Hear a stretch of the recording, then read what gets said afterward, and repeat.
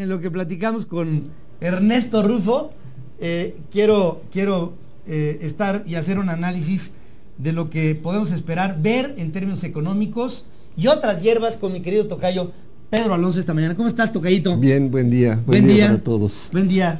Bueno, la semana pasada yo comentaba aquí que si los temas internacionales se amainaban un poco, probablemente los mercados tenían mejor opción para seguir subiendo o para subir, cosa que ocurrió. Aquí en México subió la bolsa algo menos de 1%, en Estados Unidos el Standard & Poor's subió 2.3%. Yo creo que, en Grecia hoy se reabren los bancos con restricciones, por supuesto.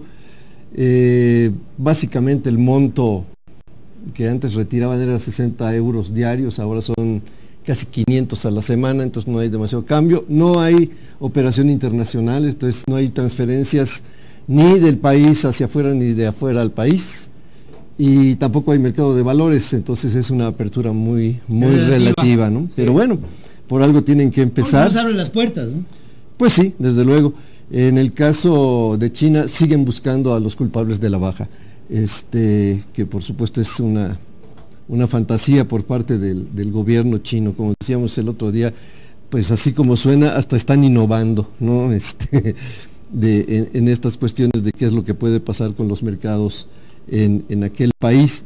El alza de los mercados fundamentalmente se ha sustentado en los resultados corporativos que hemos visto en Estados Unidos.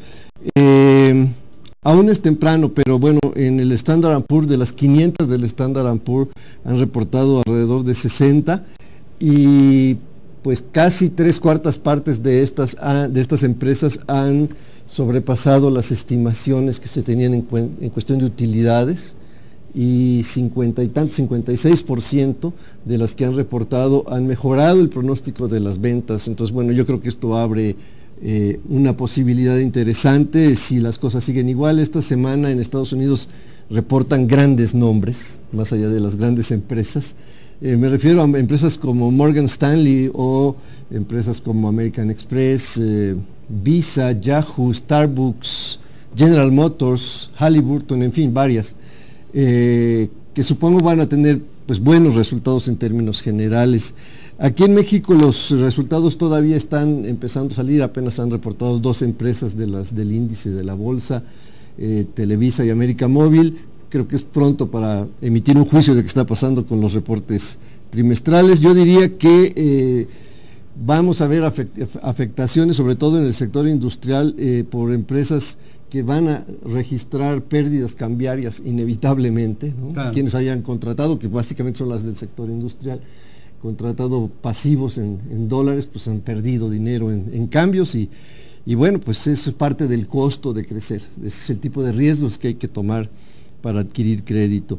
Esta semana van a haber varios reportes, quizá el grueso de los reportes en México, y muchas de estas van a estar vinculadas al sector consumo, al consumo doméstico, que pues no se ha visto mal en lo que va del año, básicamente por comparación, diría yo. ¿Comparación con qué? Bueno, pues con el año pasado, que fue terrible, y comparación con la industria, que como le está yendo mal, pues estos lucen mejor, ¿no? Pero bueno, algo es algo, diría yo.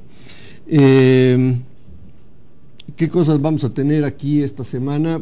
Pues hay cifras del sector comercio, ventas domésticas al mes de mayo, que espero sigan mostrando un comportamiento positivo. También está la inflación de la primera quincena de julio, que pues debe ser un mes bastante bajo en términos de precios. La inflación ya llegó y se ha mantenido, yo diría, en niveles menores al 3%, que es el objetivo multianual de inflación que tiene Banco de México. Me imagino que en el mes de julio vamos a tener una situación similar. Y también vamos a tener cifras del indicador global de actividad económica para el mes de mayo, el IGAE, que es un proxy del Producto Interno Bruto. Ha sido muy débil, como sabemos. El crecimiento del primer trimestre fue 2.5. El IGAE pues está alrededor de lo mismo en abril. Yo me imagino que en mayo debe mantener esa misma tónica. Creo que puede haber una mejoría en general en las cifras, pero va a ser marginal, sobre todo porque la industria pesa mucho, y a la industria le pesa mucho el petróleo, que nos ha traído a mal traer por la baja del precio, por supuesto, pero también por nuestra mermada capacidad de producción, ¿no? Entonces, eso no va a cambiar demasiado. Ya incluso, bueno, ya con las cifras que seguramente aquí se comentó del tema de la ronda 1, ¿no? que fue muy, muy golpeada, ¿verdad? Pero fue un paso firme, según dice la leyenda. Bueno, pues esto habla mucho de lo que en otras ocasiones hemos comentado. O sea, entiendo que el petróleo seguirá siendo un bien deseable, entre comillas, pero abundante, ¿sí? Una de las cosas que aprendí ahora en este seminario que fui a Viena de la OPEP, es que la OPEP lo que dice es, hay petróleo, o sea, no se preocupen, si va a haber más demanda, nosotros tenemos más oferta. Entonces tampoco habría que pensar que el petróleo va a subir de precio estruendosamente, número uno. Número dos, pues se están desarrollando otras fuentes de energía. Sí. Entonces, pues yo creo que está pasando lo normal o lo esperable, por lo menos para nosotros en términos de las subastas que implica la reforma energética. No es que no quieran invertir en México, quieren invertir a otro precio, eso es todo, ¿no? Entonces pues te van a presionar. La ronda 1 fue porque no iban de acuerdo con los márgenes de utilidad. Yo creo que se retrajeron por eso, ¿sí? En primer lugar, es decir, la vara estaba muy alta, pues dijeron, no, aquí no es. O es a otro precio. Pues está haciendo en otras partes también, a unas condiciones que mira, tenemos en México. Tú me lo has oído decir muchas veces, ¿no? Nosotros nos hemos comprado al pie de la letra esa frase de una canción mexicanísima que dice, como México no hay dos, es mentira. Hay como 72 claro, haciendo lo mismo y compitiendo por el mismo mercado. Entonces, bueno, pues otros van a hacer su mejor esfuerzo. Además, también hay que decir, en la ronda 1 pues estaban los campos dedicados a la exploración que no a la explotación. Entonces, bueno, pues también creo que ahí va a haber algún cambio en su momento. Esto es en septiembre y luego donde se subastan los campos de aguas someras y luego a final del año. A principios del año próximo, incluso las de aguas profundas. Sí. Pero bueno, eso hay que verlo, ¿verdad? Entonces, bueno, por el momento creo que la industria pues está cargando con ese lastre que son las afectaciones que nos trae el mercado petrolero y, como dije, nuestra condición de explotación. No hay mucho para dónde menearse, ¿no? Entonces, bueno, los números del IGAE pues no deben ser así espectaculares ni muy promisorios. Nosotros estamos muy anclados a la economía de Estados Unidos, como sabemos. Si aquellos siguen caminando, bueno, vamos a tener algún soporte para mostrar mejores cifras en algunos sectores. Bueno, pues ahí está, esa es incluso hubo personas que me preguntaban que si el consorcio mexicano que se presentó en la ronda 1 era propiedad de Carlos Salinas de Gortari. Solo decir que es un consorcio cuyo director es un hombre relacionado con el expresidente Salinas, su cuñado, que hay un consejo de administración en el que hay un fondo de inversiones que está encabezado por Alejandro Martí, que todos conocemos, y en donde en el comité de accionistas hay otra persona que responde al nombre de Carlos Slim. Es como está conformada esta línea de Hipólito Gerard, Alejandro Martí y Carlos Slim. Esa es la conformación de la empresa mexicana que participó en esta ronda 1 y que trajo como resultado el que se presentaran solamente posturas fijas y firmes en 2 de los 14 proyectos que estaban en un principio a licitarse, que fue calificado por observadores internacionales como un pobre resultado, desempeño de lo que fue la licitación, esta convocatoria para llevar a cabo actividad de exploración y extracción en aguas someras mexicanas. Gracias como siempre, tocayito. Gracias a ti. Gracias. Buen día. El sector privado dice que se requiere acelerar y facilitar la instrumentación de reformas estructurales para que se eleve la inversión y el empleo y mejorar lo que creo que es el problema más agudo de la economía mexicana, que es que el nivel de ingreso, o sea, el salario de México en promedio está muy bajo y muy rezagado de muchos años. Sí, cómo no. Eso, por supuesto, que habla muy mal de nosotros en general. Carecemos no solamente de la inversión necesaria, sino de una buena inversión. Exacto. La productividad en México es bajísima y eso lo único que conduce es a agudizar los problemas que tenemos a partir de la inequidad, ¿no? En una economía de este tipo, cuasi monopólica, diría yo, pues ahora sí, que quien se puede servir más, aprovecha más las opciones que existen, ¿no? Y eso es el tema, yo diría, de fondo, ¿no? La inequidad. La inequidad acumulada. Estamos viendo cómo se sigue deteriorando la capacidad adquisitiva de la clase media, cuando también se están engrosando las filas de las personas que o están en el rango del salario mínimo o pasan a la informalidad, prácticamente sin acusar recibo, pasan a la informalidad, haciendo que la economía en su conjunto se vea trastocada e inestable.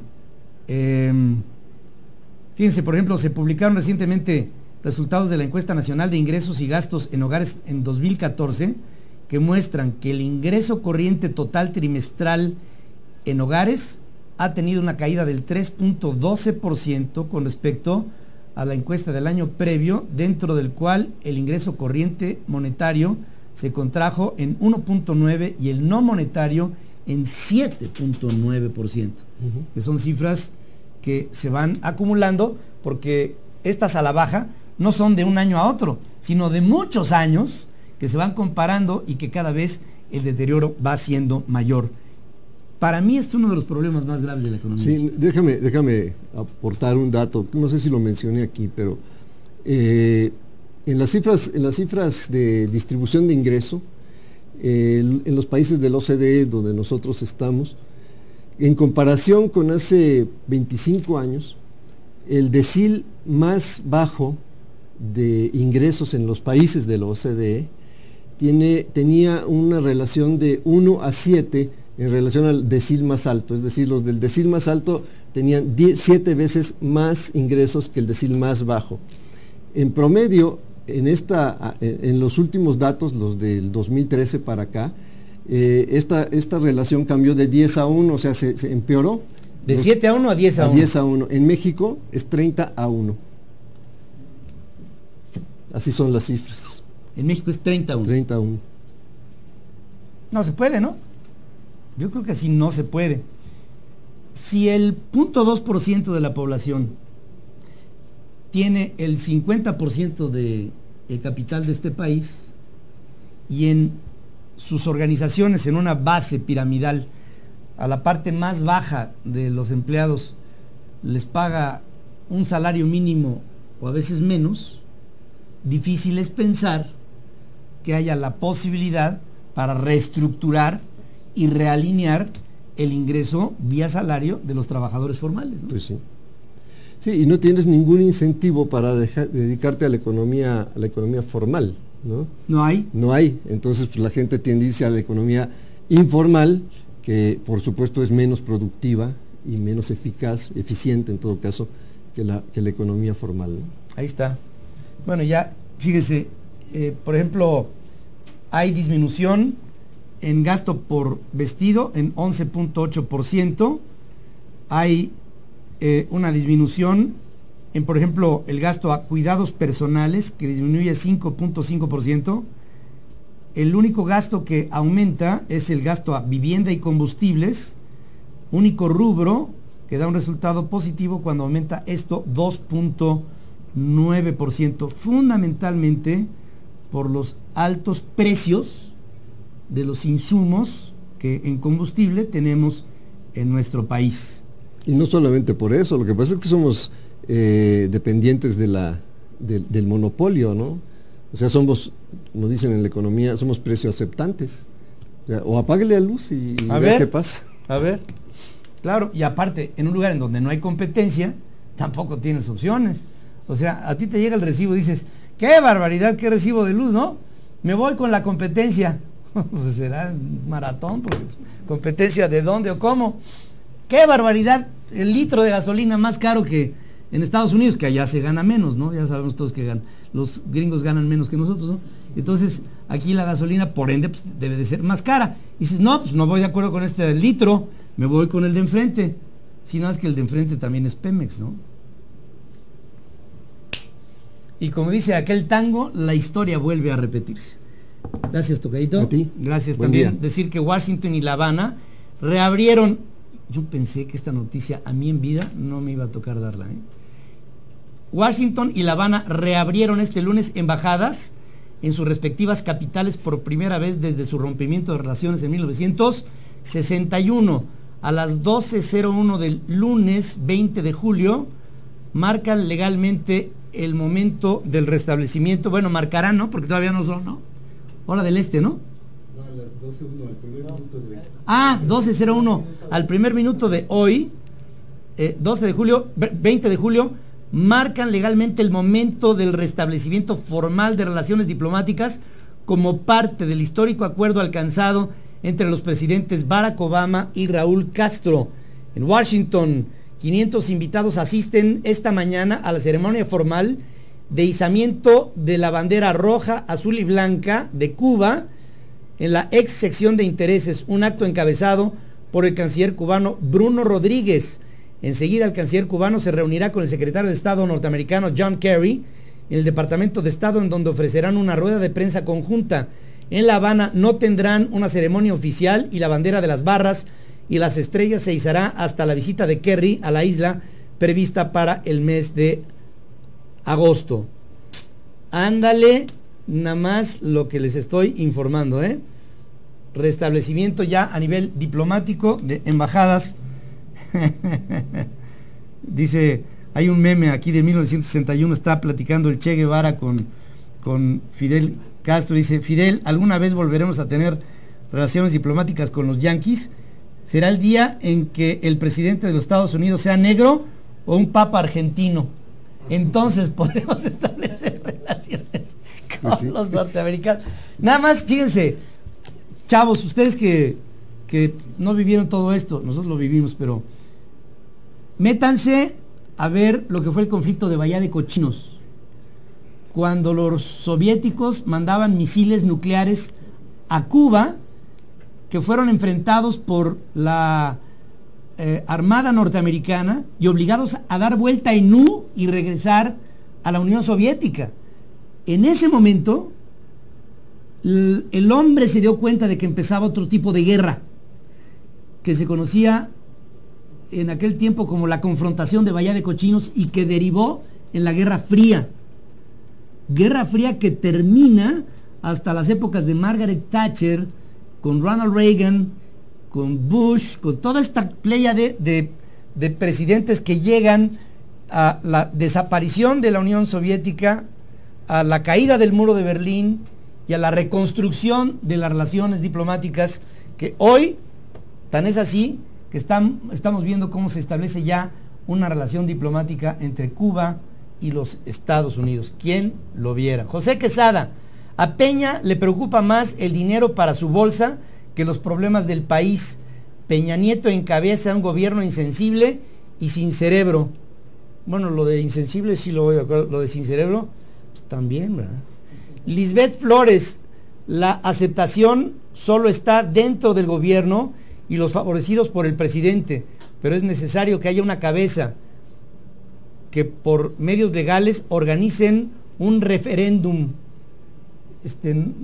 No hay esa posibilidad de revocación de mandato, ¿eh? Ricardo González Pérez, queremos la renuncia de Enrique Peña Nieto, pues México le quedó grande y por lo visto lo único que le queda es reprimir gente. José Bobadilla, la sabiduría de vivir consiste en eliminar lo que no es indispensable, decía Yu Tang. Fuera Peña Nieto. #CR, han pasado poco más de 2 años y medio de una pesadilla, que es la del gobierno de Peña Nieto. Estos 2 años y medio se me han hecho como 2 sexenios y medio. Es una buena forma de describirlo, ¿eh? Gabriela González, qué sexenio tan horrible estamos viviendo. Para las personas que nada más me están escuchando, Vicente Salcedo, el peor gobierno en mis 63 años. Dice Vicente Salcedo. Telma Cervantes, perdón, pero hay gobierno, hay presidente, parecemos un país a la deriva. Peña Nieto es un títere a merced de todos los que tienen más voz que él. Es lo que me están diciendo ustedes, ¿eh? Vamos a hacer, conste que no lo dije yo, pero aquí lo reproduje. Vamos a hacer una pausa, regresamos.